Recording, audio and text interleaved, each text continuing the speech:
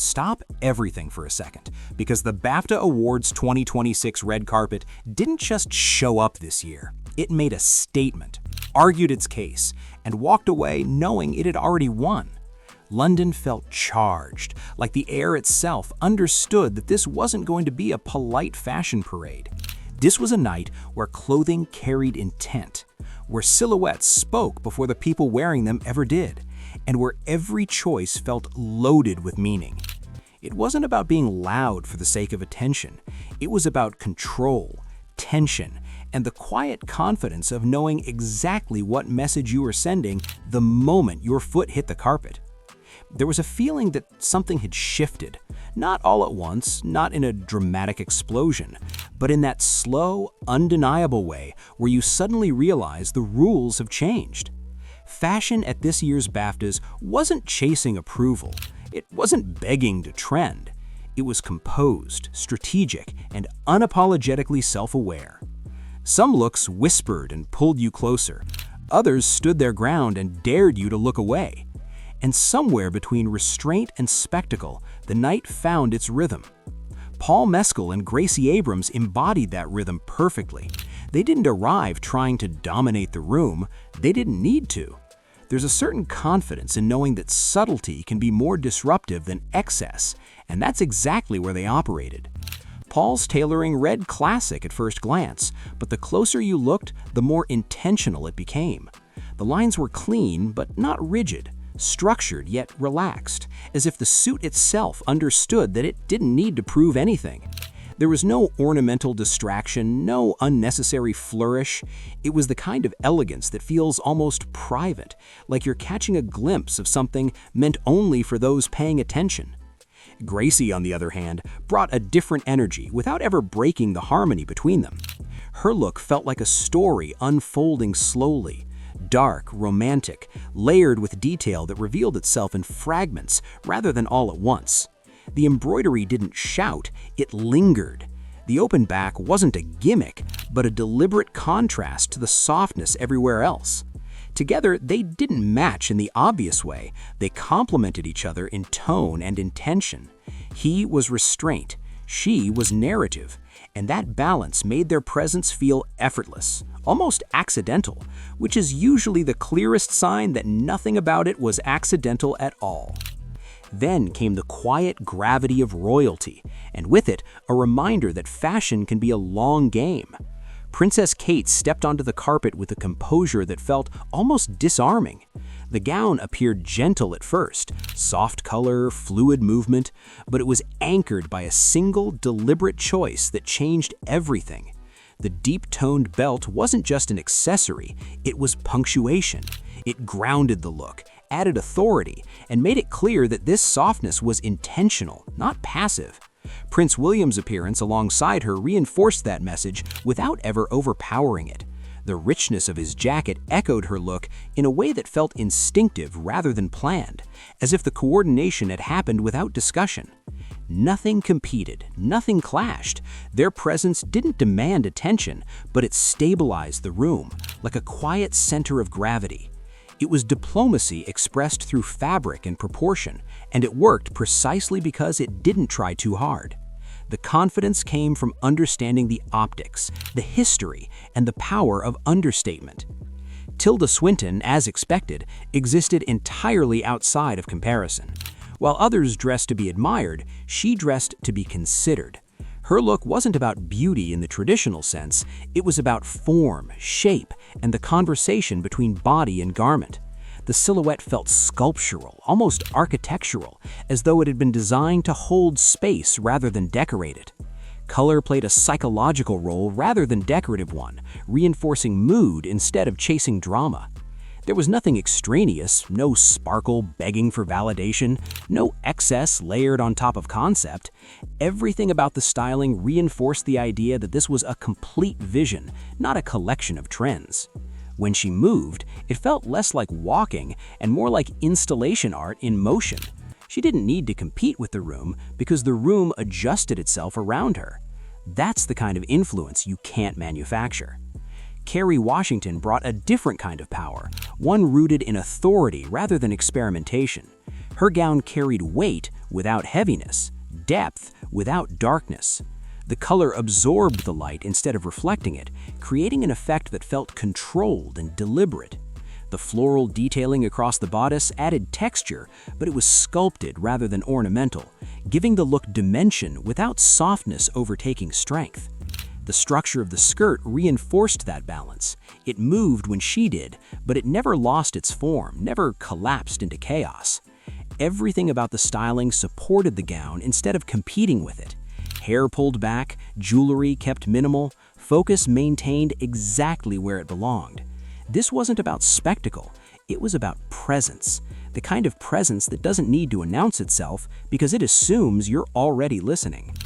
Tiana Kaler, by contrast, leaned fully into spectacle, but with control. Her look felt like a cinematic moment frozen in time, less red carpet and more final scene. The exaggerated collar framed her face with a kind of historical drama that could have overwhelmed anyone else. On her, it read as authority.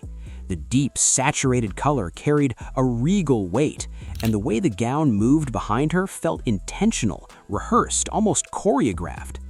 What made it work was commitment. There was no hesitation in the design, no uncertainty in the styling. Even the jewelry choice felt like an extension of the narrative rather than an addition.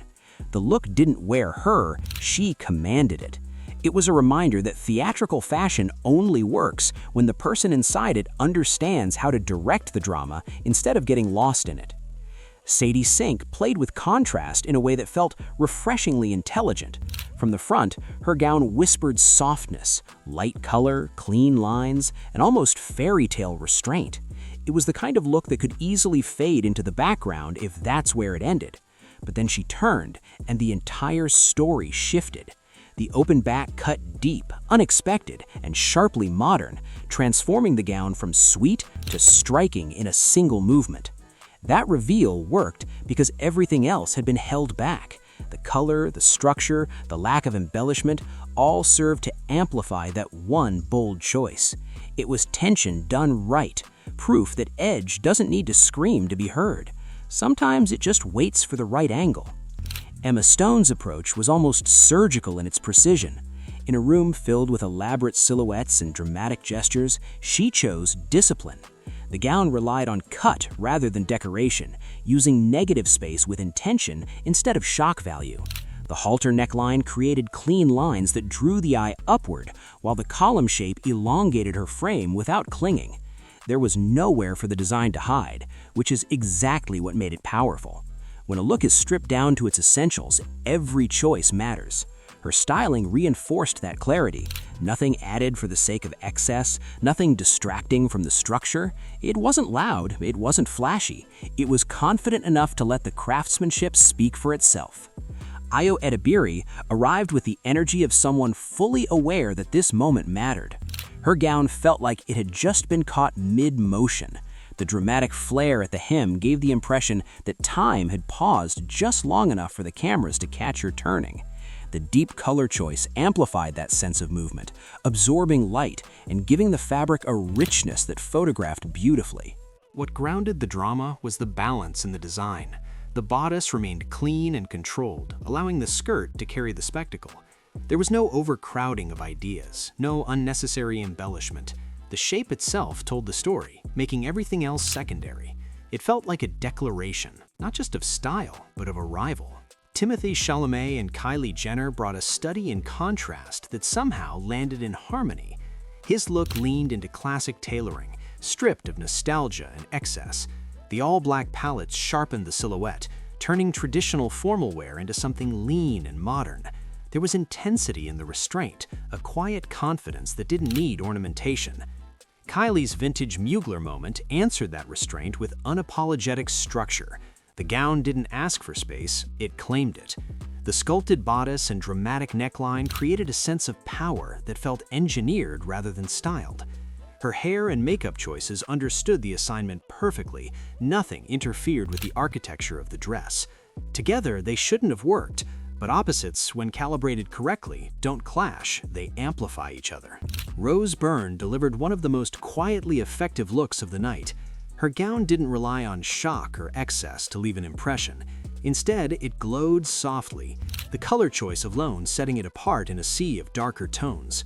The silhouette felt classic, but the details kept it firmly rooted in the present. Everything about the styling was restrained with intention. No dramatic cuts, no aggressive sparkle, just proportion and movement working in harmony. She didn't push for attention, she allowed it to come to her, which is often the most powerful move of all. Lily Allen's commitment to vintage Chanel felt deliberate and deeply informed. The textures, the proportions, the accessories all worked together to create a look that felt authentic rather than nostalgic. It wasn't costume, it was character. The interplay of color and fabric gave the outfit depth, grounding it in intention rather than trend. There was a quiet confidence in how it was worn, a sense that every element had been chosen because it belonged there. In a room full of gowns designed to impress, her look stood out for its intelligence. Odessa A. Zion leaned into gothic romance without losing modern edge. From a distance, the gown read simple. Up close, it revealed layers of texture, transparency, and movement that transformed it into something far more complex. The visibility of her tattoos beneath the fabric added a contemporary tension that kept the look from drifting into fantasy. The styling choices reinforced that balance. Nothing was overdone, everything supported the mood. It wasn't about being pretty, it was about being felt. Maggie Gyllenhaal reminded everyone what grown woman glamour looks like when it's done with intention. Her look played with transparency in a way that communicated power rather than exposure. The contrast between sheer fabric and structured elements created a dialogue that felt confident and controlled. Every detail was edited to perfection. The accessories, the makeup, the hair, all reinforced the narrative without overwhelming it. It wasn't about being trendy, it was about being undeniable. Kirsten Dunst brought certainty instead of spectacle. Her look didn't rely on volume or embellishment, it relied on tailoring, texture, and restraint.